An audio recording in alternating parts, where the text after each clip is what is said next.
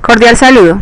Por medio de este video hago la presentación de la evaluación final por proyecto del curso Propiedades y Contaminación del Suelo, presentado por quien les habla, Nubia Andrea Gallego Suacha, perteneciente al grupo de trabajo colaborativo 358013-84, presentado a Milton Arara Orozco, desde la ciudad de Fusagasugá, Cundinamarca, Colombia, Universidad Nacional Abierta a Distancia, Escuela de Ciencias Agrarias, Pecuarias y del Medio Ambiente, Ingeniería Ambiental, Fusagasugá, Cundinamarca, mayo de 2015.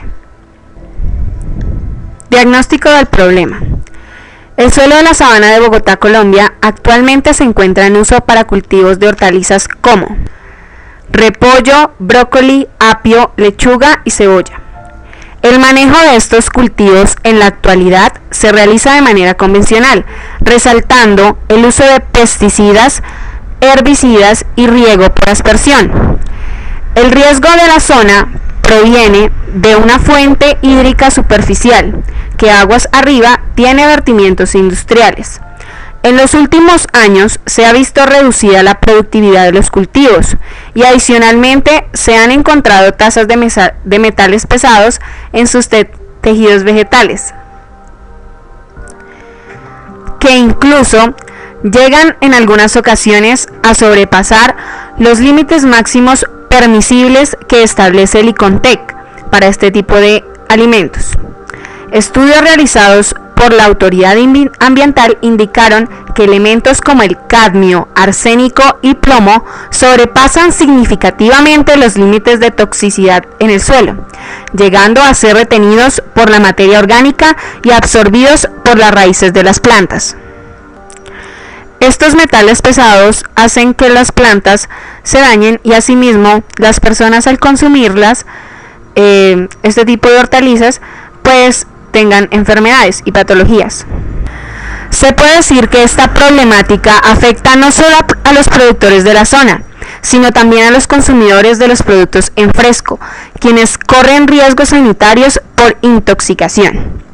Es así como para diagnosticar la problemática se requiere conocer el tipo de suelo y sus características, así como el impacto de los contaminantes. Para poder diagnosticar esta problemática es necesario tener en cuenta la descripción de algunas características del suelo, como son localización, sabana de Bogotá, altitud 2640, temperatura promedio 19 grados centígrados, precipitación mediana anual 1200, nivel freático muy profundo, tipo de drenaje natural bien drenado, material parental, ceniza volcánica depositada sobre arcilla lacustre, 1/1. Uso actual, cultivos de hortalizas. pH 5.5. Porcentaje de materia orgánica 12%. Partiendo de 0 a 40 centímetros. En cuanto a la granulometría, que va de 0 a 40 centímetros, tenemos lo siguiente. Para arenas, un 64%. Para limos, un 24%. Y para arcillas, un 12%. Es así como luego de analizar la información, podemos definir que para el suelo de la sabana de Bogotá, este se reconocería como un suelo andisol. Los suelos andisoles son de origen volcánico, de color oscuro y muy porosos. El término andosol es una palabra compuesta de los vocablos japoneses ando, que significa suelo oscuro, y de la raíz latina sol, que significa suelo. Los andosoles son equivalentes a la orden de los andisoles, que se emplea en la taxonomía de los suelos del Departamento de Agricultura de los Estados Unidos. Caracterizamos el suelo de la sabana de Bogotá como un suelo andisol, ya que cuenta con altos valores en contenido de materia orgánica, alrededor de un 20%. Además, tiene la capacidad de retener el agua y mucha capacidad de cambio. Se encuentran regiones húmedas, para este caso aplicamos que es una sabana, y desde las regiones circumpolares hasta las tropicales. Puede encontrarse junto a una gran variedad de vegetales. Es así como podemos evidenciar en esta imagen la clasificación para el suelo de la sabana de Bogotá como andisol o andosol.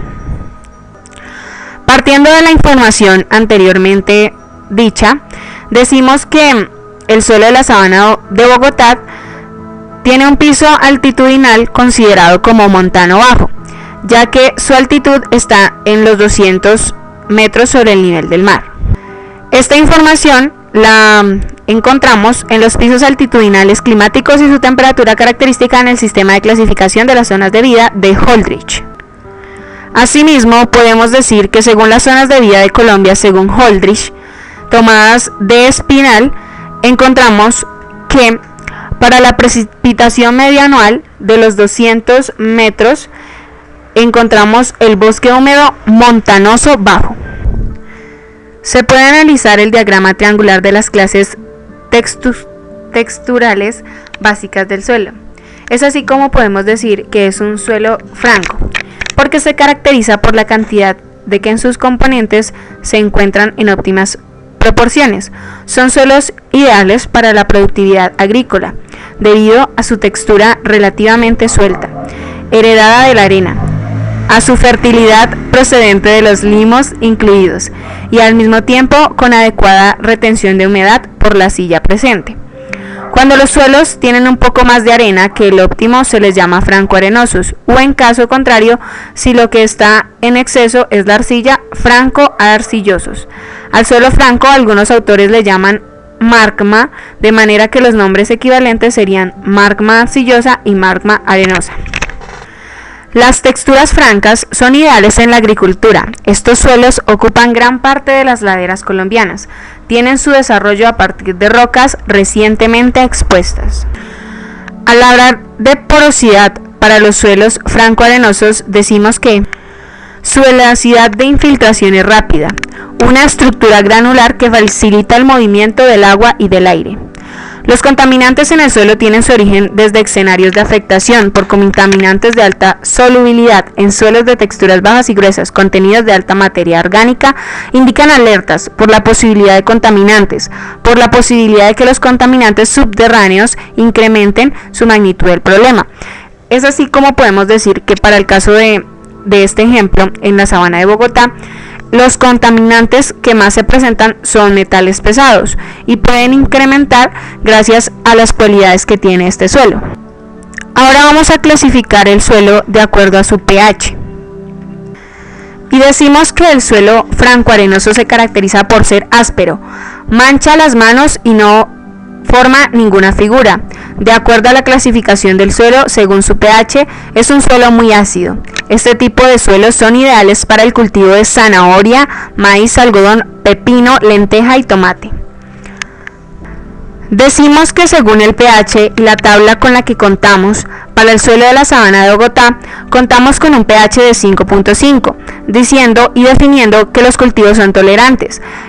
Es así como podemos identificar en la siguiente imagen que este suelo es propicio para el cultivo de zanahoria, maíz, algodón, pepino, lenteja, guisante o comúnmente llamamos alberjas y tomate.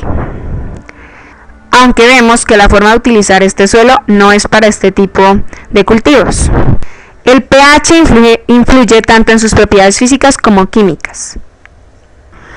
La asimilación de nutrientes del suelo es afectada por el pH, en la cual determinamos nutrientes no están tan disponibles para las plantas en determinadas condiciones de pH. La mayor disponibilidad de nutrientes se presenta para aquellos suelos que se encuentran en un rango de pH de 6 a 7. Pero depende también de cada cultivo. Cada planta obtiene fuerza y producción dentro de criterios de diferentes formas de ver el pH. Pero esto no implica que el cultivo pueda vivir fuera del intervalo indicado, dado que cada uno presenta cierta capacidad de adaptación. Podemos definir que para el caso del suelo de la sabana de Bogotá, y según la clasificación de pH, que se encuentra entre 5.1 y 5.5, decimos que este suelo es fuertemente ácido. Las características de los contaminantes mencionados podría ser según su procedencia y los impactos generados en la producción de los cultivos y la salud humana para el caso del suelo de la sabana de Bogotá. Este suelo se encuentra expuesto a varios contaminantes, como los pesticidas.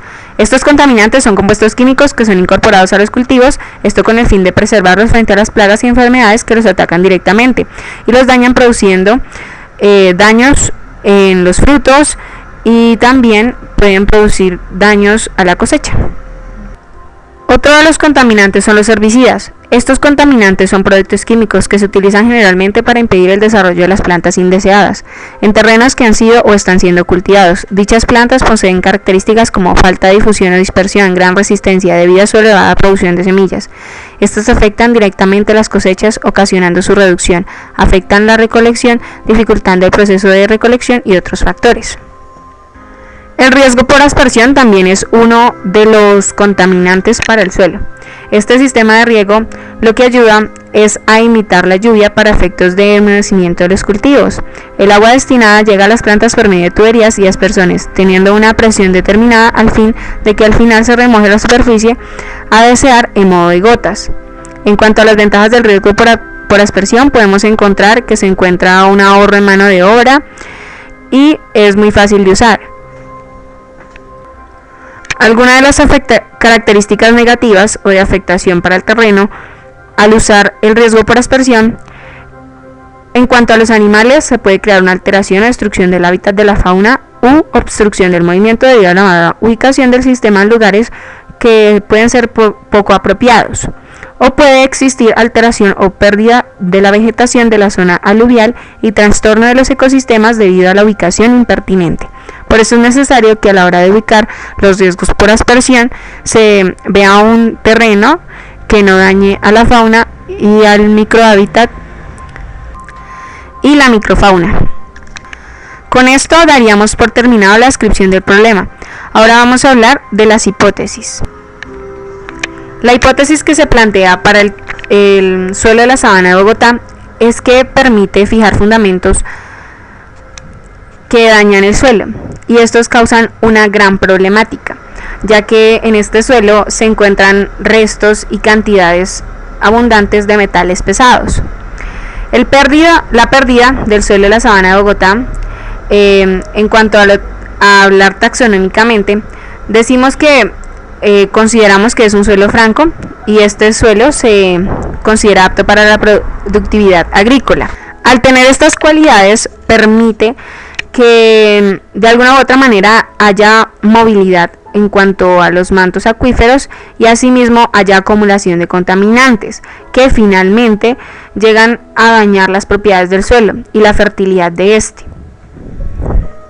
Los posibles agentes causales que pueden llegar a afectar la calidad del suelo principalmente serían la contaminación generada por ácidos, lluvia ácida, sales y nutrientes, la emisión de gases por fuentes móviles y fijas, la acumulación en la superficie de compuestos como carbonatos, sulfatos, nitratos y cloruros, que vienen por la opción de utilizar fertilizantes en la agricultura, el uso de fertilizantes para el abono también, la contaminación del suelo por agentes microbianos patógenos, la inadecuada disposición final de los residuos sólidos, cuando el sistema de abastecimiento de agua incluye en él la tenencia de metales pesados o que son procedentes de residuos industriales, y en los vertimientos que se hacen a las fuentes hídricas como lagos, ríos y distintos sistemas acuíferos.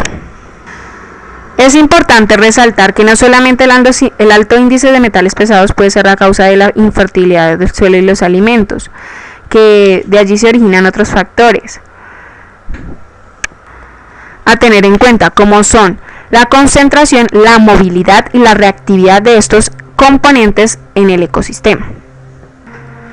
Todos estos contaminantes en el suelo van a causar diferentes problemas, como la erosión del suelo, la degradación del suelo, la modificación de la estructura del suelo, la eutrofización de las fuentes de agua, concentraciones mayores a las permitidas de oxígeno disuelto, se modifica el pH del suelo, incrementa el ozono troposférico, hay disminución de las poblaciones microbianas del suelo, salinización de los suelos, incremento de la presión osmótica del medio generado que ruptura a las células y provoca la muerte de organismos, la toxicidad en las plantas y estrés por pérdida de agua, afecta la vida del suelo, disminución de los procesos bióticos, como son la descomposición, mineralización, humificación, la regulación de los microorganismos fitopatógenos. En cuanto a la fauna y la flora, estos pueden llegar a tener procesos de bioacumulación en sus tejidos, lo que genera una biomagnificación en la cadena trófica. También puede haber alteración de la corteza terrestre, aumento de la carga microbial, pérdida de biodiversidad, pérdida de propiedades de las hortalizas y pérdida de la capacidad en sí de la productividad del suelo y la baja producción de alimentos. Es necesario tener claridad en nuestra hipótesis. Es por eso que decimos que el suelo de la sabana de Bogotá se encuentra contaminado por metales pesados y también por la acumulación en él de pesticidas que se utilizan para mejorar los cultivos. Para esto podemos proponer las siguientes soluciones al problema de contaminación. Existen diferentes formas de remediar los suelos, pero analizando las características del suelo y teniendo en cuenta nuestra hipótesis, la mejor a esta solución podría ser la electroremediación. La electrocinética es un tipo de remediación o de solución a esta problemática conocida como fisicoquímica y su aplicación es in situ. La técnica para la recuperación del suelo es la descontaminación. El tipo de tratamiento fisicoquímico y, como decimos, es in situ. Podemos evidenciar algunas ventajas de la electroremediación, como la tecnología que es disponible comercialmente. El contaminante puede separarse con facilidad, es una alternativa eficiente para remediación in situ de sitios contaminados con metales, como es el caso de la sabana de Bogotá. Se puede aplicar eficientemente en suelos poco permeables, o sea, arcillosos. Esta técnica se puede adoptar a un sistema de energía alternativa como energía solar o eólica. Permite una mayor exposición de los operadores a los contaminantes, es decir, no una mayor sino una menor exposición, lo que ayudaría a que la gente que aplique esta técnica no va a tener efectos secundarios ni problemas en su salud. Los contaminantes se acumulan en cercanías a los electrodos, permitiendo la posterior disposición de los residuos allí concentrados. Entonces son bastantes las ventajas que tiene este tipo de solución. Las desventajas, pues no es aplicable en todo tipo de suelos, pero para nuestra problemática sí se aplica. El suelo tratado pierde ligeramente su fertilidad, pues de alguna manera el suelo de la sabana de Bogotá ya no es tan fértil y necesitamos de alguna u otra manera remediarlo. Es necesario hidratar el suelo al menos 24 horas antes de iniciar el tratamiento. Esto no sería una desventaja en nuestro caso, ya que decimos que es en la sabana de Bogotá y decimos que hay bastante nivel de humedad. Varios extremos en pH y reacciones redox pueden disminuir su eficiencia y formar productos indeseables. Decimos que el pH es de 5.5, entonces tal vez no vaya a generar ese tipo de reacciones. Podemos evidenciar cómo funciona la técnica de electroremediación de suelos. Encontramos algunos factores que influyen en el proceso de electroremediación, como son factores ambientales, características de los contaminantes y organismos vivos. Tenemos las siguientes conclusiones y recomendaciones, como son: hay diferentes técnicas para remediar el suelo, pero para encontrar la manera más adecuada, pues es importante analizar los parámetros y cualidades del suelo, así como las características que lo hayan venido deteriorando. Para este caso, el suelo de la sabana de Bogotá, la mejor forma es la electroremediación. La remediación electrocinética o metales pesados, compuestos orgánicos y otros materiales peligrosos es una técnica de remediación aplicable principalmente a suelos de baja permeabilidad, como lo son los suelos andisoles. El suelo tiene sus componentes, arcillas, limos y arenas. Este recurso natural siempre conservará ciertas características desde muchos años antes, pues el ser humano, con su proceso de progreso, las actividades antrópicas lo ha venido deteriorando.